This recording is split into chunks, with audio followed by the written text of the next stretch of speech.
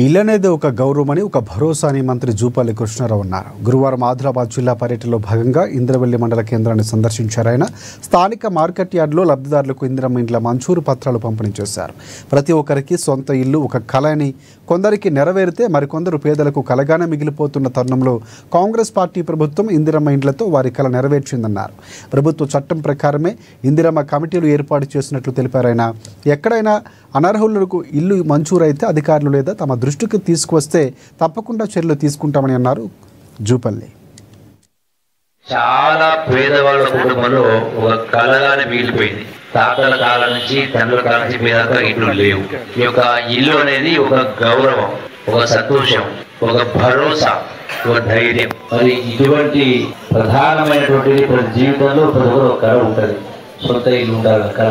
అలా సొంత ఇంటి కళ నెరవేర్చాలనే ఉద్దేశంతో ఈనాడు ఇందిరమ్మ ప్రభుత్వం మొన్న పోయినటువంటి 2023 ఎమ్మెల్యే ఎన్నికల ఓట్ల సందర్భంలో ఇందిరమ్మ కోడలు సోనియా గాంధీ గారు, ఇందిరమ్మ మనవడు రాహుల్ గాంధీ గారు, ఇందిరమ్మ మనవరాలు ప్రియాంక గాంధీ గారు, మా గౌరవ ఈనాడు ముఖ్యమంత్రి రేవంత్ రెడ్డి గారు ఆ ఎన్నికల సందర్భంలో ఒక మాట చెప్పడం జరిగింది. కాంగ్రెస్ ప్రభుత్వం ఇందిరమ్మ అధికారులకు వస్తే పేదవాళ్లకు ఇల్లు ఇచ్చే ఏర్పాటు చేస్తామని చెప్పడం జరిగింది.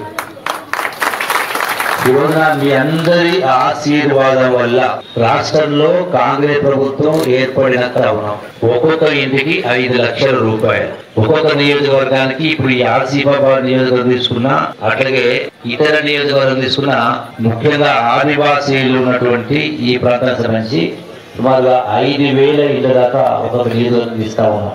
అంటే 5,000 ఇళ్ళు ఒక్కొక్కటి 5 లక్షల రూపాయలు. అంటే పేదవాళ్ళ ఇళ్ల కోసం 250 కోట్ల రూపాయలు ఒక్కొక్క ఎమ్మెల్యే నియోజకవర్గానికి ఇస్తా ఉన్నాం. ఈ ఇళ్లకు సంబంధించి ఇళ్ల మంజూరుకు సంబంధించి మరి పునాది కట్టుకోగానే 1,00,000 రూపాయలు బిల్లు ఇస్తారు. గోడలు అయిన తర్వాత మరో 1,00,000 రూపాయలు ఇస్తారు. కప్పు పడ్డాక 2 లక్షల రూపాయలు, ఇల్లు పూర్తయినాక మరో 1,00,000 రూపాయలు ఇవ్వడం జరుగుతుంది. రెండవది, ఈ ఇళ్ల మంజూరికి కానీ ఇళ్ల బిల్లుకు సంబంధించి కానీ ఎవరికి 1 రూపాయి డబ్బులు ఇవ్వాల్సిన అవసరం లేదు, లంచం ఇవ్వాల్సిన అవసరం లేదు.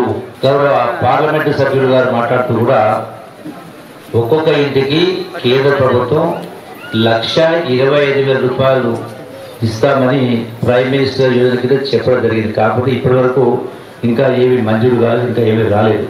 ఆ ప్రయత్నం కూడా చేయమని వారు కోరుతా ఉన్నాం. అట్లనే సరే, ఇళ్ల మంజూరుకు సంబంధించి గౌరవ శాసనసభ్యురాలు కోవలక్ష్మి గారు మాట్లాడడం జరిగింది.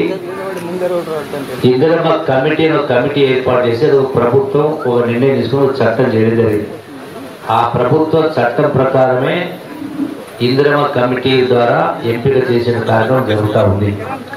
ఏ ప్రభుత్వాలు గతంలో అధికారులు ఉన్నా అవే సూత్రాలు పాటిస్తున్నాం తప్ప కొత్తగా ఏది కూడా చేయట్లేదు చెప్పని మనం చేసుకుంటూ, రెండవది గౌరవ శాసనసభ్యులు ప్రాతినిధ్యం చేస్తున్నా, పొరపాటున కనుక ఎక్కడైనా బోగస్ ఇల్లుంటే, అర్హత లేకుండా ఇల్లుంటే మీరు ఎవరైనా సరే కలెక్టర్ గారి దృష్టికి, అధికారుల దృష్టికి